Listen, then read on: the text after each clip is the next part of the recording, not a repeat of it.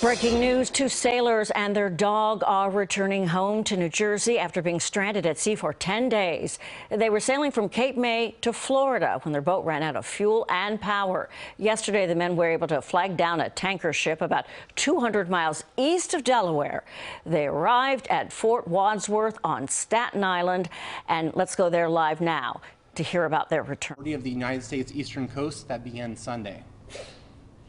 In just a moment, Captain Zita Merchant, the Coast Guard Sector New York Commander, followed by Lieutenant Commander Darnell Phillips, the Search and Rescue Mission Coordinator from Coast Guard Atlantic Area in Portsmouth, Virginia, Kevin Hyde, the owner of the Atrevida II, and Joe DiTomaso, a friend aboard the sailboat. Next will be Niraj Chaudhry, who is the captain of the Silver Muna. And then lastly, we have Ben Strong, who's the director of the Anver Maritime Relations based out of Manhattan. They will each give their remarks, and we will have available for one question and follow-up after the end of the remarks. The bios with the correct spellings are all in the press kits, and if you didn't get one, just let us know and we can get that to you before you leave. The remarks should last approximately 20 to 30 minutes. Without further ado, I'll introduce Captain Zita Merchant, the Sector New York Commander. Thank you so much. All right. And thank you all so much. Thank you for joining us this evening. This is truly a good news survivor story. I am honored as the commander of U.S. Coast Guard Sector New York and the captain of the port to welcome Joe, Kevin, and we cannot forget Mimi to New York, and more importantly, welcome them and reunite them back with their families. This is truly why we serve as a Coast Guard. One of our top priorities in the U.S. Coast Guard is ensuring the safety of life at sea.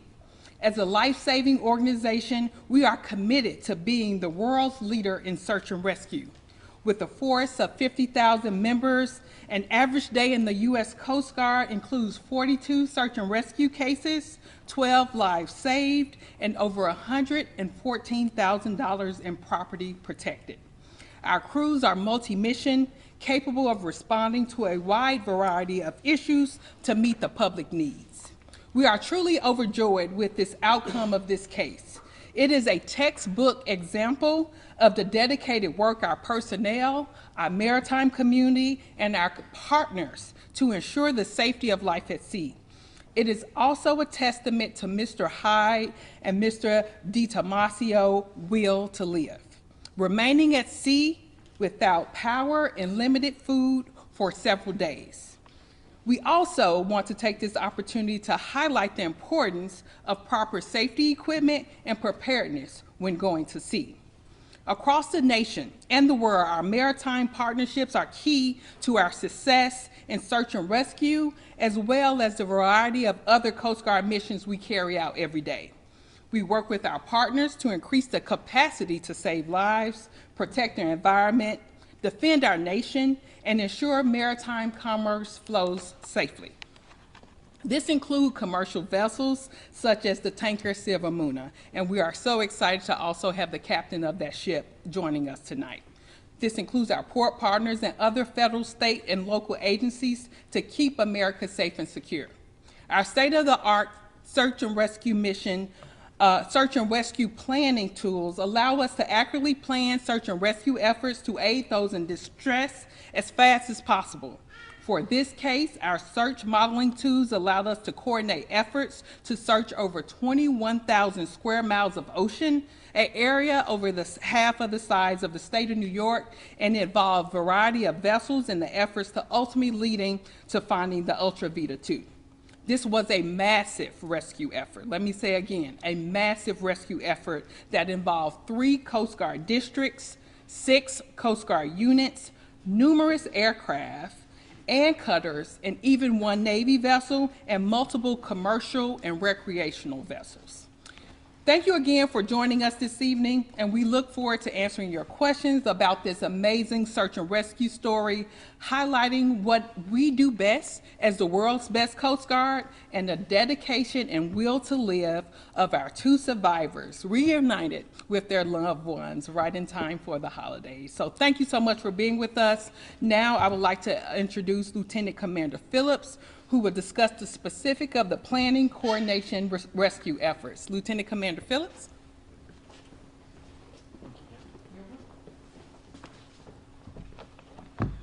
Good evening.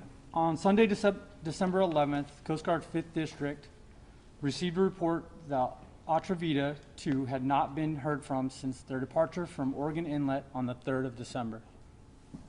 Their intended route included a possible stop in Morehead City, North Carolina, with the final destination of Jupiter, Florida, or Marathon, Florida. The 30-foot sailing vessel had 2 people on board. Upon confirming the vessel was no longer at Oregon Inlet, Atlantic Area assumed SAR mission coordinator. District 5 and District 7 units began callouts and broadcasting urgent marine information broadcasts from North Carolina to Miami, Florida, to reach mariners within VHF range. Additionally, broadcasts further to sea were also released to reach the deep draft vessels. Atlantic Area launched 2 C-130s, one from Clearwater, Florida, to search the southern portion of the intended voyage, and one from Elizabeth City to search the northern portion of the search area.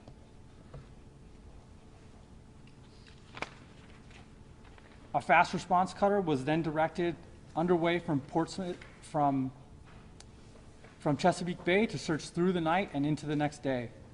The cutter Oak was transiting through the search area along with a Navy vessel, both which provided additional search capability. On the afternoon of 13 December, the motor vessel Silver Muna notified the Coast Guard they had found the Atrevida 2 with both Kevin and Joe and the dog on board. We then made arrangements to have Coast Guard assets retrieve them in the event the ship encountered difficulty getting the men on board or they required transportation to medical facilities. The ship did an excellent job of improvising and getting the men on board safely. Once their identities were confirmed and they were safe aboard the Silver Muna, we could make that important call to the families, letting them know that their loved ones had been retrieved safely. As the captain said, this case involved the searching of over 21,000 square miles, 8 Coast Guard assets, 6 Coast Guard units, 3 Coast Guard districts spanning from Miami, Florida, all the way to Cape Cod, Massachusetts. This is truly an example of the SAR system at work, and we were successful because of our partnerships and teamwork. At this time, I'd like to turn it over to Mr. Hyde, one of the survivors. How you doing, ladies and gentlemen? First of all, I would like to thank the commander of the Silver Luna. This man did an extraordinary job of backing down a 600-meter boat on top of a 30-foot one in conditions that would be difficult for anybody to handle at any time. His crew did a stellar job. They put their lives on the line to save us. It was really quite an amazing feat. It was painful, but it was it was amazing.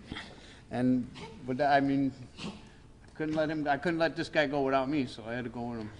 Any questions? We have a lot of questions.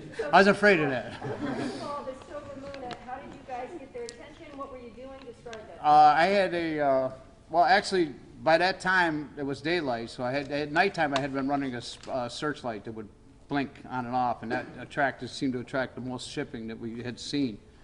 And by some bizarre chance, one of his crewmen just happened to notice that the boat, which, if you look at the size of his ship and the size of the ocean, just compare it to this toothpick that I'm floating around in, just to be able to spot that, because of the diligence of his crew, they have a protocol where they look out 360 search all day long. So it paid off. Their training paid off, and they found us. And then when they realized that we were on board, we were waving and stuff like that, because by that time my mast was down, all systems were mute. We were just kind of hanging on to the boat, waiting for him to, he backed down. He saw us, and he came around and he picked us up. It was amazing. It's like finding a needle in a haystack. in this situation. That's how big it. The waves were bigger than my boat, so it's like, and the wind was severe. So it's amazing that he found it, and but that's on his crew. And then the treatment after is unbelievable, like brothers. It's hard to believe sometimes. You just jokingly used the word painful. Can you talk about that? Oh, just running into things that don't move, you know what I mean? His boat's a little bit bigger than mine, so it doesn't actually move like most things. So can you bring this back and tell us, so you set out, everything's okay, and then what goes wrong? Oh, it was hunky-dory when we left out of Oregon Inlet. We were sailing along, having a good time, and then as nighttime came down, we had almost made the point of, I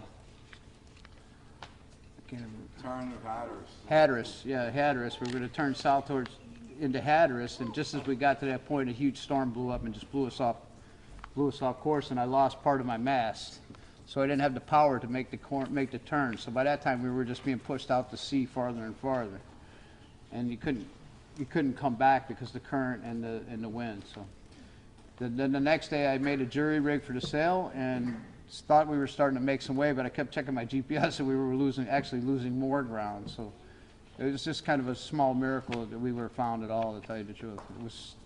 We were out of the shipping lane by that time almost. So it's like, it was probably the last ship that would have been able to find us. What date and time was that? Pardon me? What date and time did that? Oh, I'm sorry, I can't keep track of I don't even know what day it is yet. I think it's the 14th. I don't mean to interrupt. I wanted to try to get the initial statements first, and then just save the questions to last, just so we have all the information. All right. And that way you can just.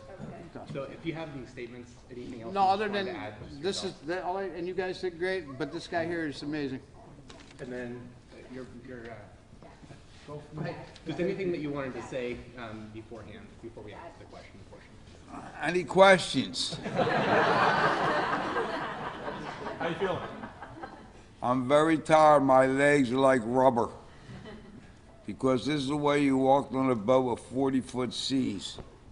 Hold on to everything.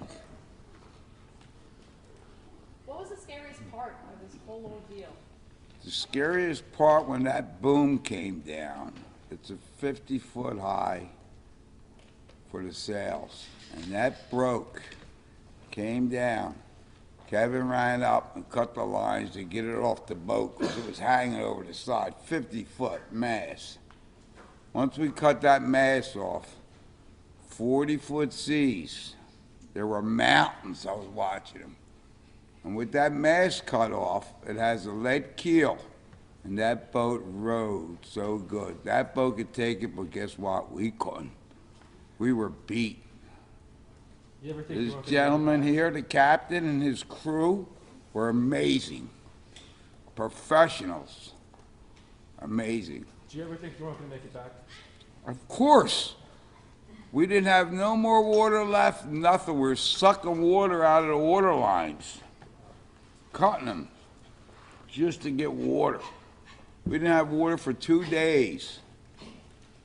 And I bought these beans, and the best part about the beans, they had water in them.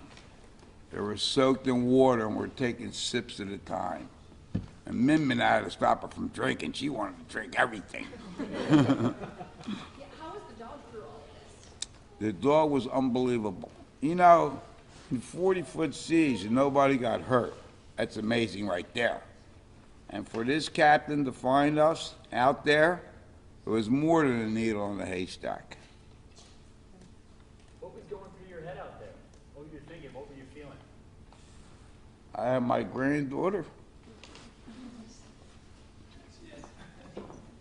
I had a cross of Jesus. Every morning I would wake up, kiss it, and say to our Father. And if nobody does not believe there's a Lord, they have a problem.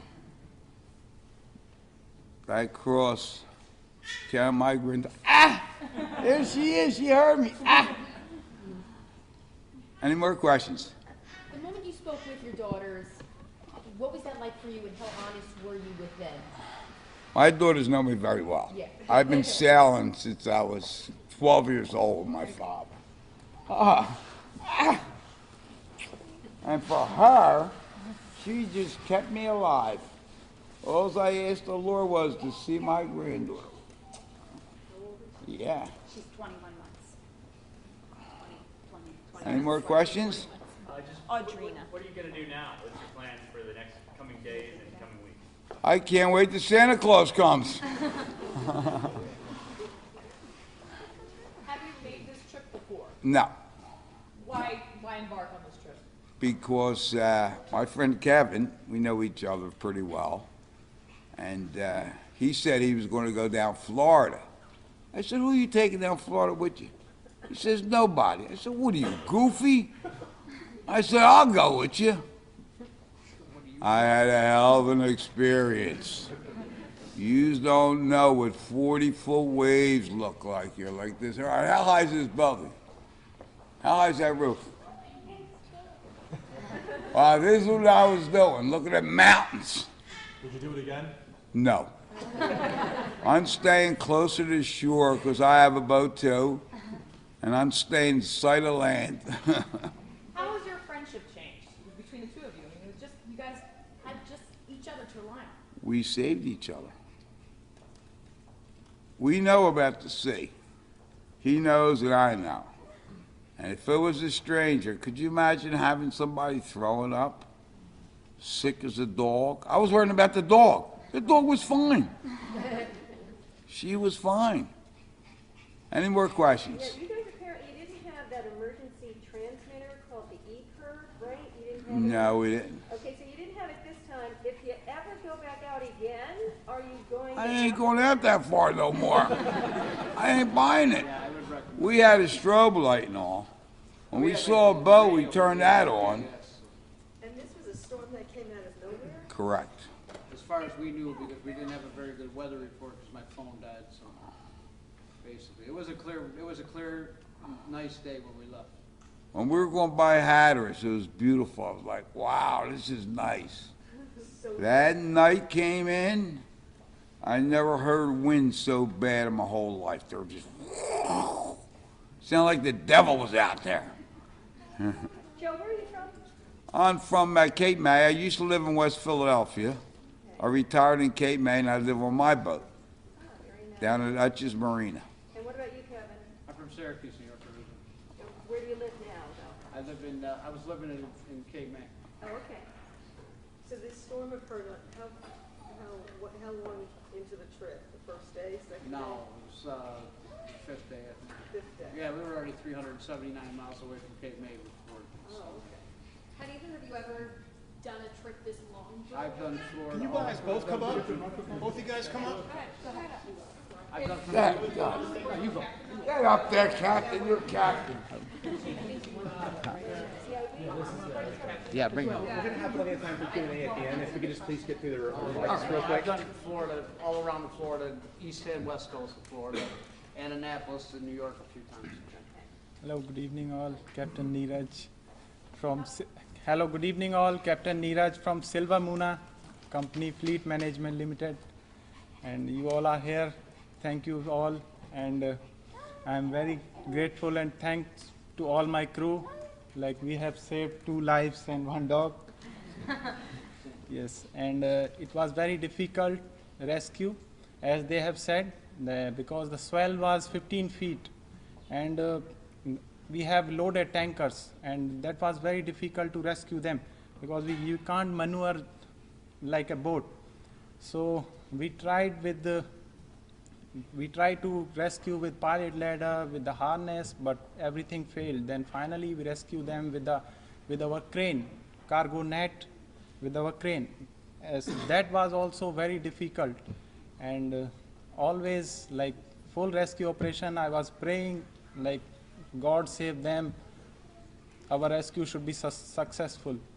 So finally we did it, and this is the win for all our crew and for us. Yes. So the crane is on the ship? Yes. And you guys are lowering the net down to Yes. their boat to Yes. get them into the net to get them up? Yes. When you've got 15-foot swells? 15 feet swell. Because our pilot ladder, when this boat came alongside, that pilot ladder broke down. It is that much type of rope, like 20 mm rope, and that breaks down. Then we give them the harness. They were not in that condition to wear the harness also, because Mr. Joe was very tired. Mr. Kevin was doing like he was heaving the line. We gave the messenger line to rescue them. Then many times the line broke down. At the end, I would say there was no point in that boat just to tie that messenger line. Everything breaks down. Every strong point of the sailing boat breaks down.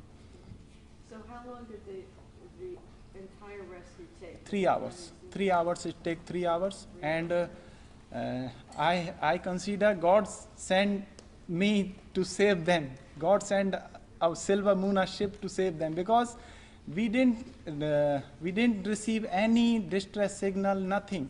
We just, my second officer just noticed there is something, some boat. I was present on the bridge only. Immediately, I don't know what comes in my mind, I turned the ship. It was on my starboard side, like on the right side, and I just turned the ship just to have a look, what is this? Like why they are in that deep sea, small boat, why it is here? Then we come near to that boat, then we realize, okay, some persons are there in that boat. I saw Mr. Kevin, he was wearing the black jacket. So when we come near, I saw the name of the boat, Atrevida 2. Then we realized, yeah, for that we received distress message on 12th of December, yesterday.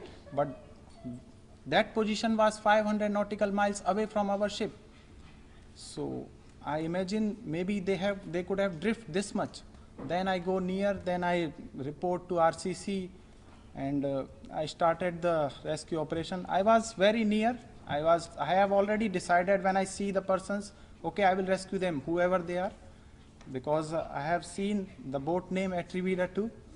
Then after that, we tried 3 hours. That is a very long story, and the swell was big and it was very difficult. Anything could have happened, but we saved them without any medical condition, without anything. It was great job. Are you able to see Mr. Joe and Mr. Kevin here now with their families? What does it mean to you? It means a lot. You see, when I completed the rescue operation, I was literally crying. I was thanking my God, thank God, they are saved. And Mr. Joe, I think he has cried 10 times on ship. Just we were talking with each other emotionally. Because you see, now I am also happy when I meet his family, like I got very emotional. And it is our duty. It is our duty what we have done. We have not done any extra effort, any extra thing. This is our duty. We are being taught to do this. So we have done our job. My full ship's crew have done a great job. And I am very happy here. Just I have saved someone's life. Tony, where are you from? And where I'm from India. And where were you headed with your boat? We came from Amsterdam. We were heading to New York. And when we saw that boat, it was 240 nautical miles away from the shore. The Silver Moon, what are you guys carrying? We are carrying here gasoline. How long is that trip from Amsterdam to From 14 days. 14 days. All right, Captain, we're going to have you stand by. Mr. Stone, brief remarks from him, and then we'll bring everyone up for questions. I would like to give the captain a hand. Yes. They're the best. All right, quick remarks, and then we can open it up for questions for everyone. Thank you very much, ma'am. Thank you, Captain. Thank you, Captain, and to our survivors. The Captain talked about partnerships, and you've heard a remarkable search and rescue story today. These two gentlemen are the 375th and 376th person rescued by a small Coast Guard program that you probably don't know about, the Automated Mutual Assistance Vessel Rescue System, which uses commercial ships like Silver Moon to rescue people outside of where our traditional resources are unavailable. Today, when I looked in our database to see how many ships are out plying the waters and making themselves available to rescue people. There were just over 6,800 commercial ships volunteering to save people like these gentlemen anywhere in the world. On average, we save about a life a day. This year, we're up a little bit, and we are so thankful for our international partners, our seafarers that work so closely with our Coast Guard partners to make sure that we have a really, really happy ending like we have here today. So, Captain, congratulations, gentlemen. We're so glad that you and the dog are with us, and I couldn't be more proud of our Coast Guard partners and our merchant seafarer partners. Thank you. Lieutenant Commander Phillips, can you join us? And Mr. Field, would you like to facilitate any additional questions? Captain? All right, sorry about that. We'll go ahead and open the floor to all questions for anyone. So just, yeah, if we can both come to the podium. Amen. Come on, both men. Yes. Great, thank you. Kevin, would you do this again? Excuse me? Do it again, Kevin? Oh, Kevin? What are we gonna do? Stay here with me. Joe, you can stay up as well. Listen to me. I'm the captain. Aye, aye. I'm wondering if you would do it again. What would I do it again? Sure. You would. Yeah. I mean, I'm not dead yet. Kevin, what was going through your mind when all of this was happening? Were you thinking to yourself, my God, am I going to make I don't want to be responsible for somebody else. That was the major factor in the whole motivation to keep on doing what I was doing, was to keep me from being responsible for somebody else's life. So I did everything I could to make it better. Fortunately, it worked out. I couldn't live with knowing that I was responsible for somebody else being injured or, lost or their family. So that's what kept me going. And I have my lovely granddaughter and my 2 daughters and my son-in-law somewhere around there. I don't know where. There he is. So that's a motivator. So can I just clarify, when that mast fell over, you still had fuel, but you couldn't go anywhere? No, but the batteries by that time had been compromised, so that I couldn't start the engine. When the mast fell overboard, it has to be released immediately, or it will puncture a hole in the bottom of the boat, and then you got issues. So as the deck is nothing left of the deck on the top, there's nothing to hold on to, so I had to climb out there and cut down all the shrouds so that the mast would leave the boat. And after that, it was just kind of hiding out, waiting for somebody to come and find us. So no fuel, no mast, no power? Yeah, you got nothing. No food? Had very little food and no water. By the time it all happened, they kept pushing us out, and by the time you get 4 or 5 days, no water. So it was a little difficult. You know how many days without food you went? I think we left on the 13th, and today's the 14th, or the 3rd, and today's the 14th, so quite a while. Plus before that, we left on the 26th from Cape May of November. What's the first thing you guys want to eat? Now, what we're gonna eat? I've ate everything under the sun in the past couple of days, thanks to the captain over here. I can't even think about food right now, buddy. I can't even think about food right now. They feed you pretty good on this ship, I'll tell you.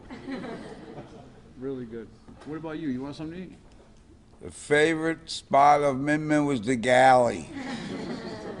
She's always in the galley with that nose up. I said, Min Min, come on.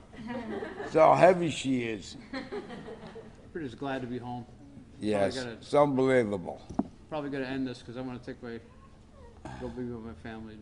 But I wanted to make sure that this gentleman here got the recognition that he deserved. Coast Guard did a fantastic job. The DCS thing did work. I know you were getting it now. I couldn't tell at the time, but so they have measures in place that help, and some people should pay a little bit more attention to them. But it worked. It worked out pretty good. Welcome home. So I'm happy about that. It's a miracle, right? It's Christmas. I'm out. All right, Captain. Any more questions? Captain Chowder, is this the first time this has ever happened? This is First the time. first time with me also in 14 years of sea career, and with all of our crew, this was the first time.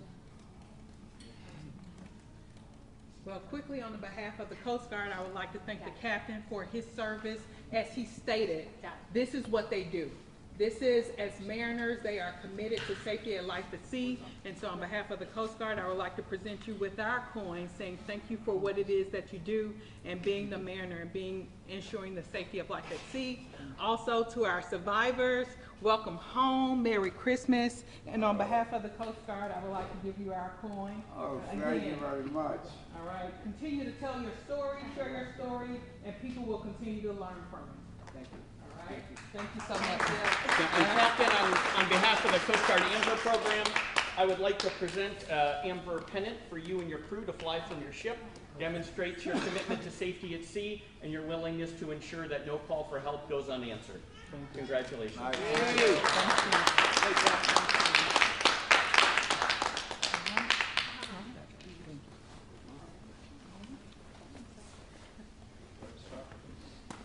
Thank you very much. Are there any additional questions for any of the other members?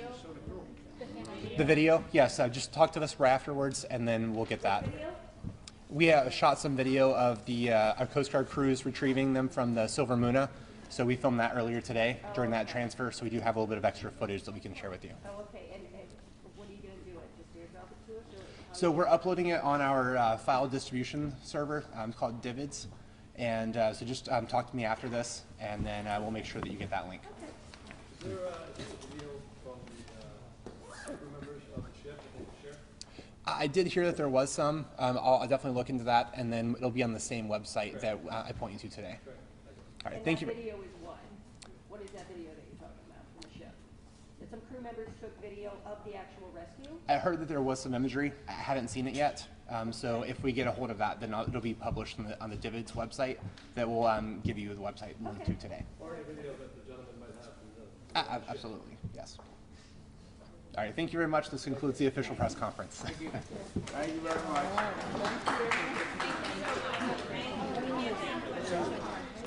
Legs are like rubber bands. We've been hearing about two sailors and their dog who arrived at Fort Wadsworth on Staten Island late today. They were stranded at sea for 10 days. They were able to make contact with their families, we're told. We're told the men are in good health. We'll have more information on that journey and their arrival on CBS 2 News at 11.